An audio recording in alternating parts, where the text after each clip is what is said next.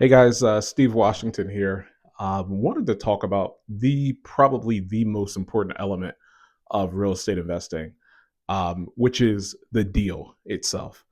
I meet a lot of uh, people looking to get into the real estate business. A lot of people who are kind of feeling their way around, so forth. They're um, you know trying to set up their LLC. They're trying to set up their trust. They're trying to set up come up with their name, trying to come up with their website, their logo, all these different things. And I respect it, right? Because it seems that these things are important and they have a place, right? But hands down, like without question, the most important element of real estate investing is the deal. Everything starts and ends with the deal. The person who has the deal is king, even over like the bankers involved, the title companies involved, or attorneys involved, the contractors involved. And I want to emphasize this: even more important than the person with the money, you know, is the person with the deal, because they're the ones that make the entire transaction. Without a good deal, there is no deal. There is no transaction happening in the first place in the life of a real estate investor. And I was fortunate enough to start my real estate investing career uh, wholesaling. And wholesaling is just essentially being a middleman. So I would find good deals, find sellers who were looking to get rid of their properties at a very good price, and I would, let's say, um, if an investor I knew was looking to purchase at this price, then it was just my job to make sure I was a little bit below that price, right? Or hopefully a lot below, but most times a little bit or average below that price.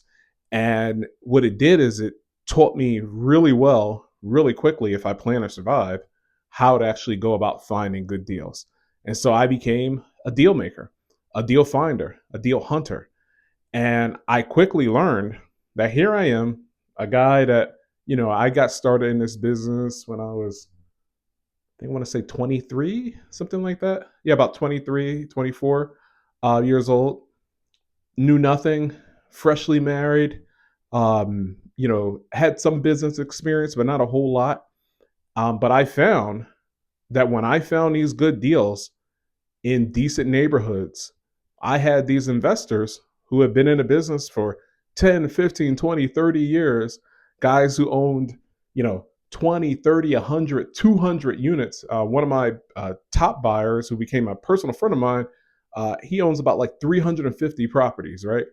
And these guys were stalking me about my deals.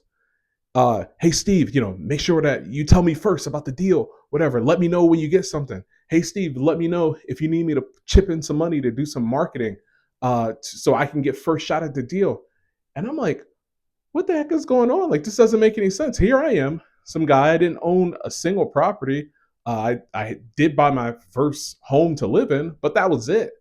And these guys who were my senior in the business, these guys who were, had multi-million dollar net worth, are chasing little old me down to be the first on my list to get deals. And then that's when it soon began to click, and I soon began to really understand that, finding a good deal is not the easiest thing in the world. You have to put in time, energy, effort, marketing. You have to do your analysis to determine, hey, is this a good deal? Is this not a good deal? It requires some effort. And so once I figured that out, I quickly also then began to figure out that, wait, I'm the linchpin in this entire transaction. And I say that to say to you, to say, like, listen, finding a good deal is paramount. Like, that's the key to this entire business. Nothing else. I'm saying it's even more important than funding, right? And somebody might say, that doesn't make any sense. How can you say, okay, oh, I found a good deal, but I don't have the money to buy it? Like, how are we going to close on it? One, I just told you that you can wholesale it. That's one strategy. But the other thing is, if you find a good deal, the money comes. And people had said that to me in a business. And I'm like, again, that doesn't make any sense. I didn't have any personal experience dealing with that. But let's look at it this way. Let's take outside of real estate for a second. Um, I like cars. I'm not super big into cars, but I like them. I think they're nice or whatever. And so let's just say a Mercedes S Class, AMG, nice package, the whole nine. And let's say, uh, retail, I don't know what they sell for, but let's say retail, they're selling for about 115, like say fully loaded or whatever. Maybe that's too high, maybe it's too low, I don't know. And then let's say that somehow the person bought the property. I mean, the property. They bought the car for 115, and now, for whatever reason, um, they have to move overseas, and they don't want to ship the car, or they have just some crazy life circumstance happen in their life, and for whatever, and these things happen every day. Just in case you're not clear, like people do. You're not the only one to have life circumstances that hit you. It hits everybody, right? Um, and so now you're like, hey, look, the person's like, I got to get rid of this car, and they're like, look, I bought it in cash, and I just need to get rid of this thing. And so they, you meet them and they talk to you, and they're like, man, what would you? I don't know. What are you trying to sell the car for? They're like, man, first person that gives me 50 grand gets it. And you're like, wait, what? They can buy this thing for 115. Why would you sell it for 50? Listen, I just need to be done with it. I need to get rid of it. I need to move this car in the next day or two. Listen to me.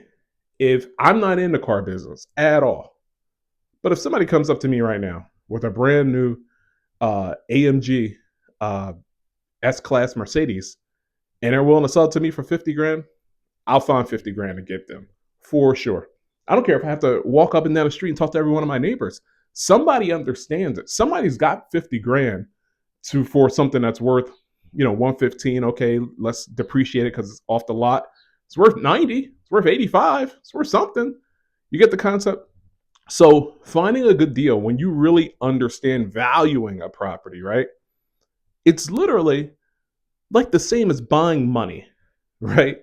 So if I told you that I would sell you $100 bill for $60, how many of those bills would you buy? You know what I mean? Would you buy that bill? Is there, under any circumstance, would you not buy the bill? You get the concept. So let's just add zeros to it. So if you have a property that's worth 100 grand as is, and somebody's willing to sell you this thing for 60 grand as is, you're going to find the money. You ought to find the money. Listen, call me. I'll help you find the money or whatever. I'll be the money. You get the concept? And so the key is, and I'm not going to make this a super long video, but the key is the deal is the king. Hands down. The deal is the king. If you find a good deal, you'll find the money. What I tend to find is people, I'll tell them things like this and they'll get all excited. And then they'll find something that's not a good deal. And it's like, well, how do we determine what's a good deal? Well, that'll have to be another video because we have to sit down, evaluate, so forth. But I just want to encourage everybody. That's where it starts. That's where it ends, in finding a good deal. If you found a good deal, you found everything. All right. Have a great day, guys.